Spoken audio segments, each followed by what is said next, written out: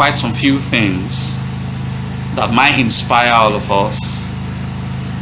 So that is why today's topic, it's about the relics of the past. The relics of the past.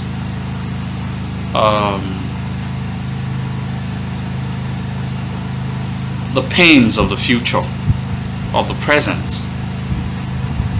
The invasion of 1897. The relics of the past, the invasion of 1897. And the pains and the problems, the difficulties of the present, of the future. As an ethnic group, we are one of the most victimized people in the entire world. What happened during the British invasion in 1897?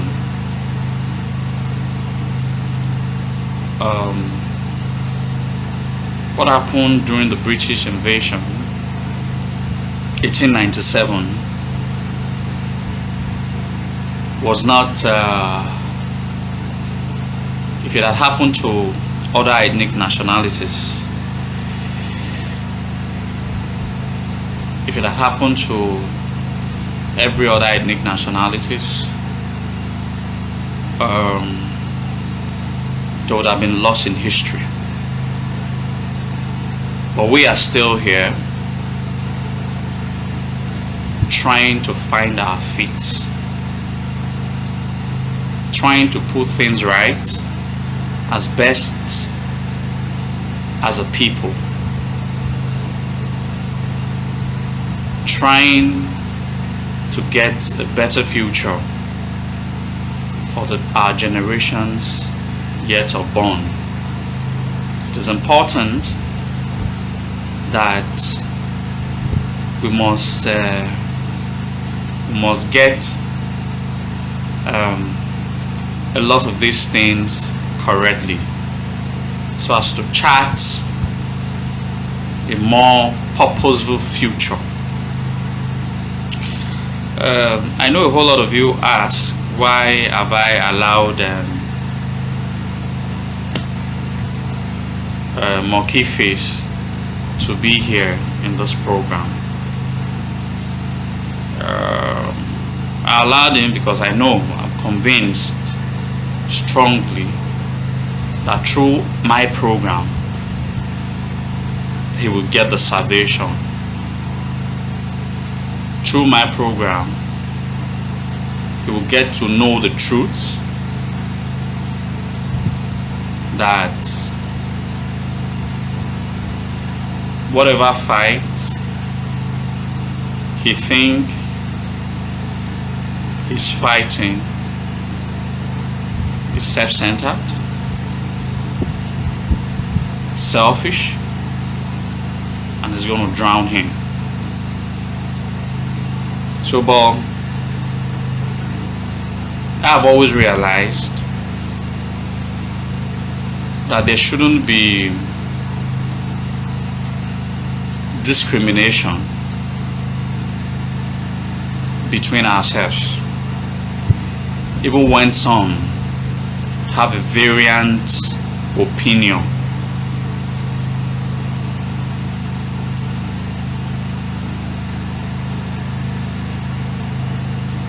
During the British invasion in 1897,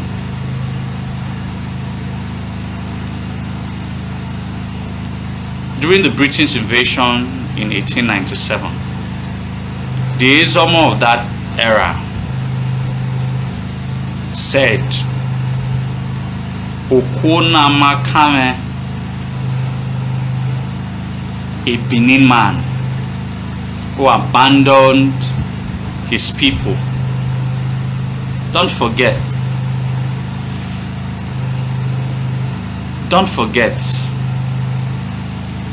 Ezomo supposed to be, is the second in command in our war generalissimo after the Iyase. Ezomo is the next in command. He was supposed to be the chief protector of our history. But instead, he said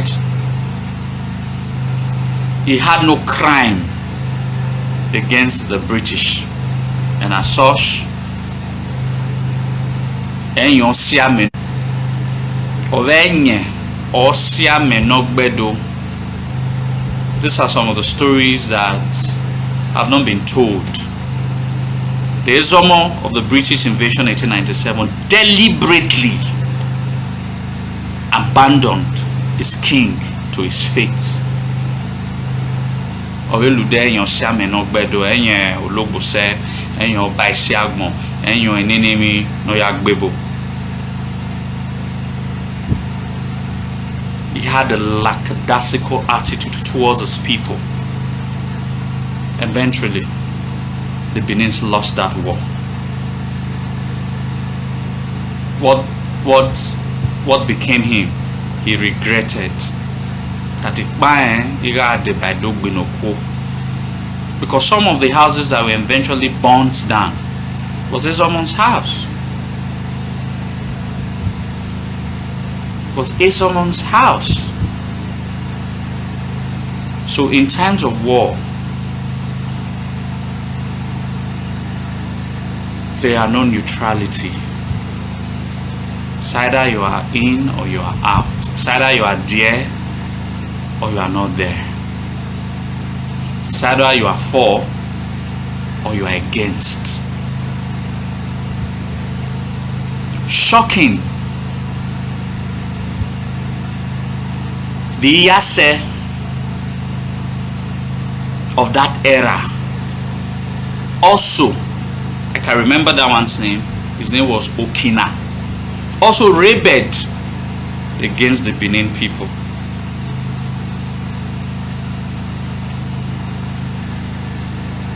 The rebel, you don't, why I said you people shouldn't insult him. There's a level that you attain in understanding Benin history. There's a level that the ancestors of this land, of Edo land, might have taken you deep into the mysteries of the land. You will not be moved by recalcitrant Edo people, because the fire that the light will eventually burn them. This story is almost the same story of this monkey face, but in this case his name was Iyase Okina, who rebelled against Benin Kingdom in the year 1899. His whole idea was that there was no need to be a king in Benin Kingdom. Bagidi Obawu ye no bai unedo bossy nedo na goba.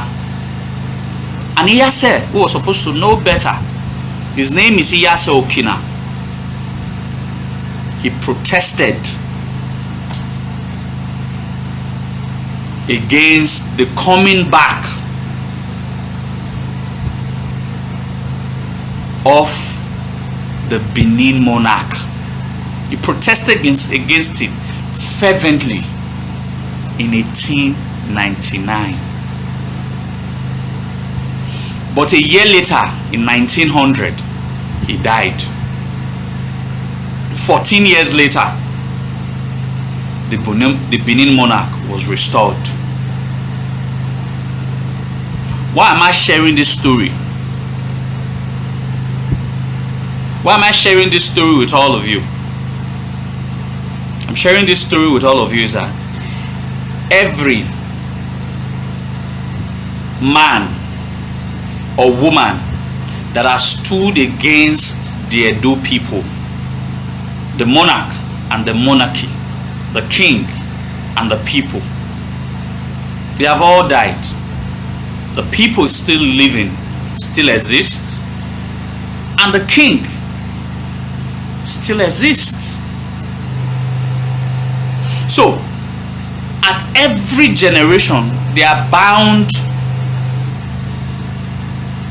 to be rebel.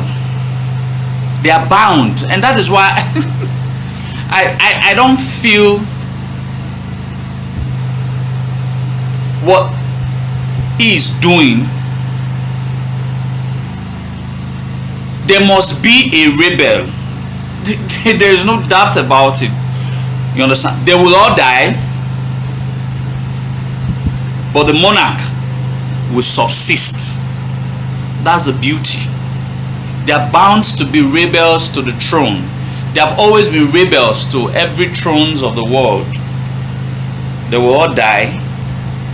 The history will remember them, just like the history is remembering Iyase Okina. We are discussing about him, how he rebelled about there should not be any need for the Benin throne to return.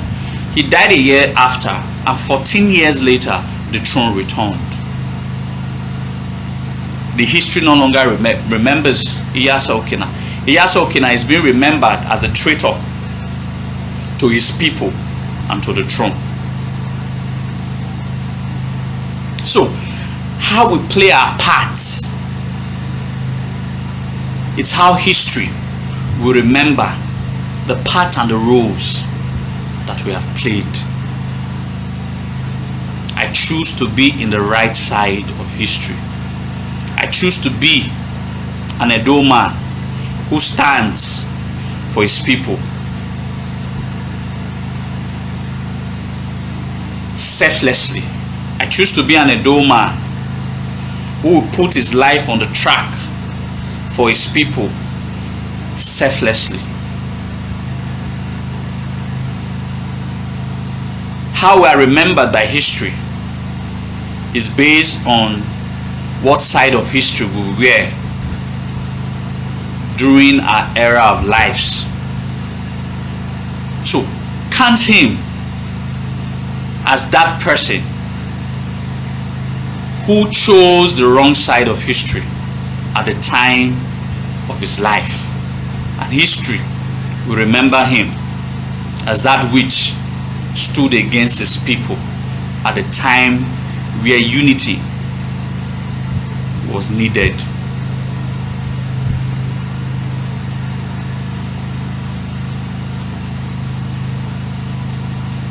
All right, so having said that, the British invasion of 1897 was meant to crush us. The essence of the British was not only interested in defeating the Edo people. They had no interest. That was not what they were interested only. They were interested in exterminating us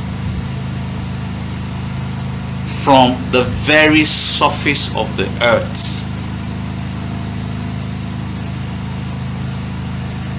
From the very surface of the earth. They saw a very unique race, the most unique of all the races they have met in the African continent. They had one mandate: exterminate them from the surface of the earth. Everything that has to do as regards a Benin man, every single territories that we had was taken away from us and given to our neighbors. And those who dissected our land were not allowed to return back for close to 50 years, until they became almost forcefully acculturated to our neighbors. The British plan was to completely destroy us. The British plan is to still destroy us.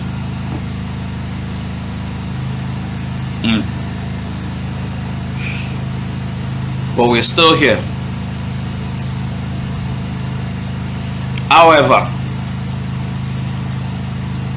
what they did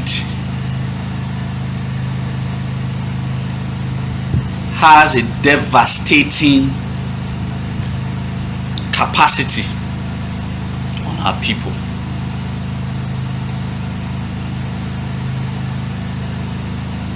Amaikwe de diao nagamie nari on iviedo yeragbon. Ana hulivie do ni bun yo tedore. The ones around to the present day southwest were never allowed. In short, there was a protest between 1905 to 1907 of the Edo indigenes around to the Yoruba, present day Yoruba land, that they wanted to return home. But the British said, on no account should anybody who has left the city, Benin City, to return back. So they were serious in ensuring that an ethnic group, a race called the Edo race, a kingdom or an empire called the Benin, should never be seen. But shockingly, our ancestors prevailed. We are still here. But we need to get it right. We need to get it right. Otherwise, we are no longer, our destiny no longer lies in the hands of the British. Our destiny solely lies on our hands. And how we go about it will determine the future that we might create for our generations unborn. The relics of the past has really affected us in all ways, psychologically, emotionally, in all ways that you can think of. In all ways that you can think of. But what can we do to salvage the situations? That is what is most important. That is what is most important.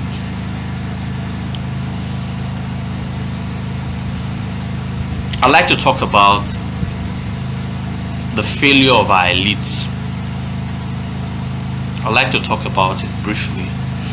And I'd like, by the power of God and our ancestors willing, I'd like to make it a topic on how shameful our so-called elites are.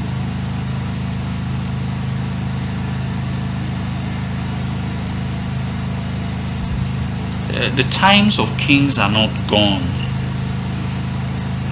That's what you don't understand. Osakwe.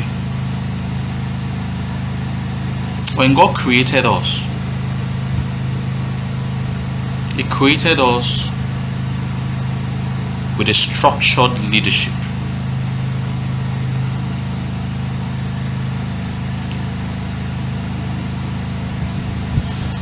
The leadership of the kings. By nature, we are Republican people. Have you seen when Benin people conspire against the king? Have you seen? Have you read some of these conspiracies against the king? Any conspiracy against the king in the history of Benin, when the Umanag Banedo ya conspire against the Oba, they all succeeded. Now, the only one they did not succeed was Obaesige. The reason they did not succeed was not the Edo people that fought the king. It was a section of the Edo people, Abihaim, that fought the king. That's why they did not succeed. If it was the entire Edo people, they would certainly have succeeded. But the consequences of some of these actions took us hundreds of years back, because in all of this conspiracy against the monarch, we will eventually later realize the essence of the bond between the people and the king. And I haven't enough times I've stressed this bond. This bond has to be balance. It has to be a scale of 50-50. Oba or Edo, Edo or Oba. It's a scale of 50-50. All right. If the people overshadows the Oba, they are bound to be anarchy. If the Oba overshadows the people, they are bound to be anarchy. The traditional institution of the Edo people must understand that it's a balance. You give to the people give to you. The power that the monarch possesses is drawn from his people. The relevance of the kingship is from the people. Amiedune akemi Oba. Oba uswema ni no sa. Di no tedo. No tedo. Yanyo se. We must understand this balance. In one of our topics, I'm going to speak on this balance. I'm going to speak on this balance. All right. But let me not deviate. My grief today is against our elites, or our so-called elites. We have had series of struggles. We have had the Benin Ijo struggle. In recent times, the struggle that I'm aware of. The struggle that I'm aware of.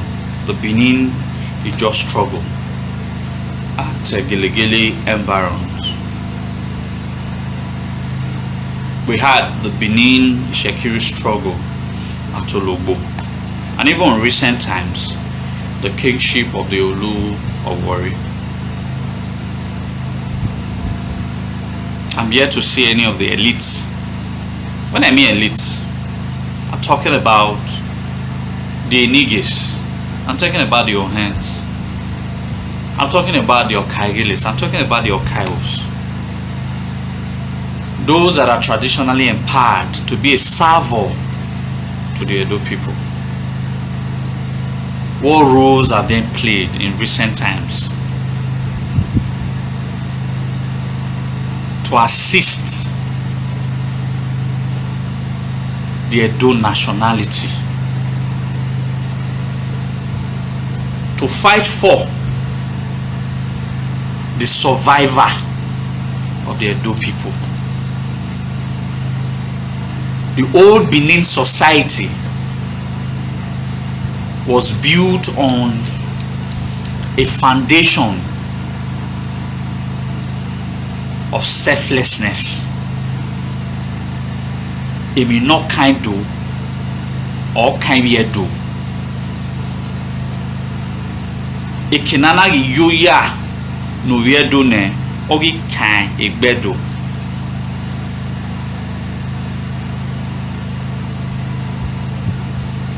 Adesuwa was a daughter of Ezomo, and she was murdered by the Obuluku king. Edona ve ari ovie dozese awano. Gaya tam Obuluku king. Oswima ogbe. And a war was declared upon. I can give you examples of killing a Benin person, how it has led to Benin waging war against ethnic groups or neighboring towns who killed one of them. The strength of unity. Akubewaro. There was selflessness. There were people who were selfless to the very cause of Benin land. Extremely selfless. But today, what do we have?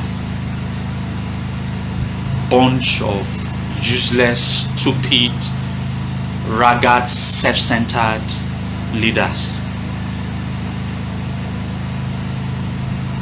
I see them a lot and I feel so ashamed of their ignorance, of their dishonesty, their stupidity, even as elders, who in times of turbulence and troubles, they were supposed to be the bastion, some we need to lean on. But you see those guys? They are fucking self-centered.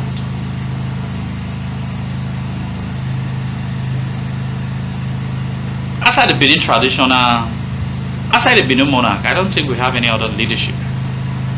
Is there any Edo man that you think every Edo man must run to outside the Oba of Benin? At all. Because they are all bloody self-centered, egocentrical bunch of they can only be interested if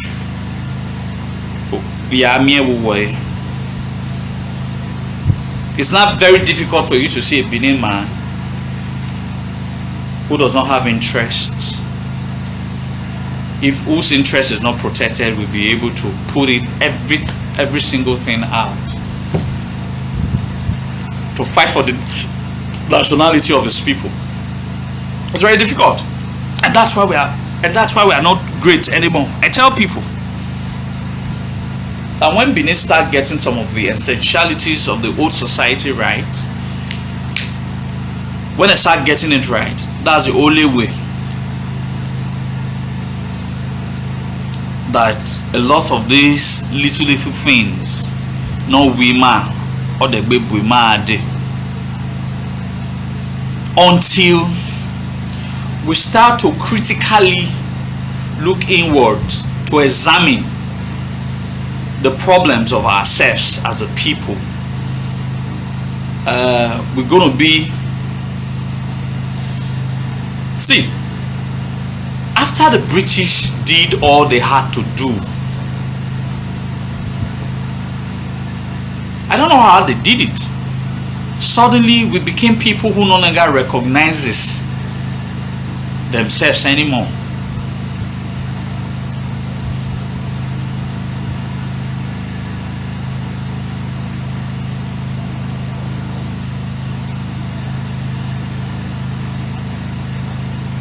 They no longer recognizes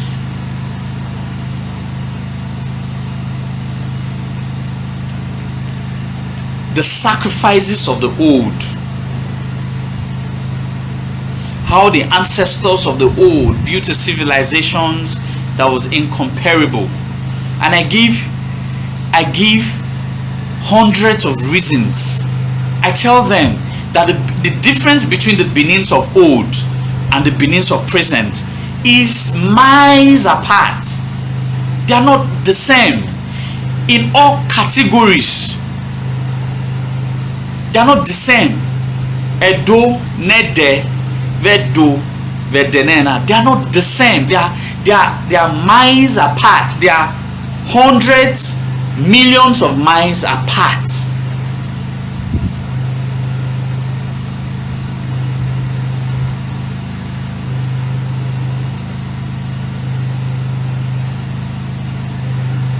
Millions of miles apart. We no longer have morals, and morals is almost zero. Again, there. Me we do equine we radio bokan or we born on marwe. You know, they had pride. The pride that they had was not the useless pride that we now have. The pride of that's the useless pride now. But knowing fully well that the old Benin society was built on hard work and excellence. I've talked about I've talked about this in several occasions, that hard work, evario bow. See, we try to hide. We tried to hide under the guise of religion. It is not religion. I don't see our problem is beyond religion. Don't forget, during the times of Obaisigi, there was religion, but the Benins had a unity of purpose. They were not divided. That is why I tell people, that is why a lot of people have mistook what I stand for their own modernity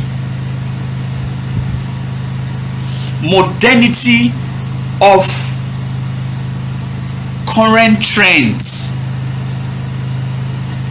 I will not discriminate against an Edo man because he's a Christian, because there were Christians in Benin somewhat 500 years ago, but the leadership was able to harness them to have a unity of purpose. The Benin society is so old that we can have all set of religion in Benin Kingdom and still will be able to strive, because to us it was nationality first, before, even when we were practicing our core tradition of the old, there were different schools of tradition. There were people who were Olokun servers. There were people who practiced the divinity of Osagbaye. There were Iha practitioners. These are different schools of divinity, but there were no clashes. Or segenaya fiyagi fiya, or segenaya bobolokun agi bobolokun. These are different schools of religiosity, or different schools of tradition that beckons basically on different ideas. The worshipping of Olokun, the worshipping of Osagbaye,